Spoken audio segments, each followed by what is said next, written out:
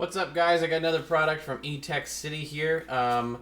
This is a 4-port HDMI switcher. So if you've got, a 3-port HDMI TV and you've got more than 3 devices, this is what you need. Let's go ahead and see how it looks inside. Got our power cable, our remote, and then of course the actual unit, which is actually really nice. It's this around here is not, this shiny part is not plastic. That's actually aluminum around there. It feels pretty solid. You've got your 4 inputs right there, your output here, and your 5-volt power in. There is a switch button on the box itself, a power indicator, your IR receiver, and then status lights. So now let's take a look here at the controller.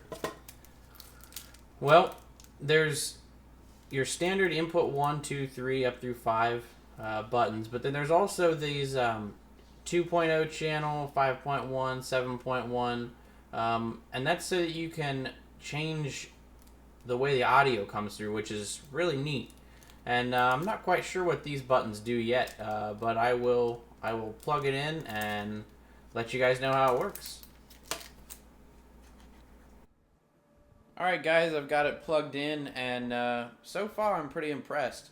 However, the functions for the audio buttons here, they serve no purpose on this particular model of switcher. There is a higher model where these audio buttons and then these color buttons down here where they will serve some sort of purpose. However, the picture-in-picture of feature on here is rather interesting, and it's really rather impressive for such a small little box. Right now I've got my PlayStation 4, my iMac, and my Apple TV plugged into the switcher. And if I hit the picture-in-picture button, you can see over here on the left-hand side of the screen where there will be the other inputs displayed on the side, and then you just hit the select button to kind of cycle through them here, and then when you've got one you want, you just hit enter, and then it'll actually switch the whole TV right over to it, and then you just hit the, you can cycle back over here. Let's go to the iMac here. Wake my iMac back up. And so I'm really actually pretty impressed with the picture-in-picture feature.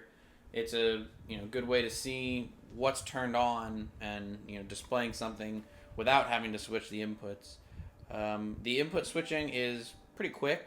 If I cycle through 1, 2, and 3 here, you can see it switches pretty well. And I will say,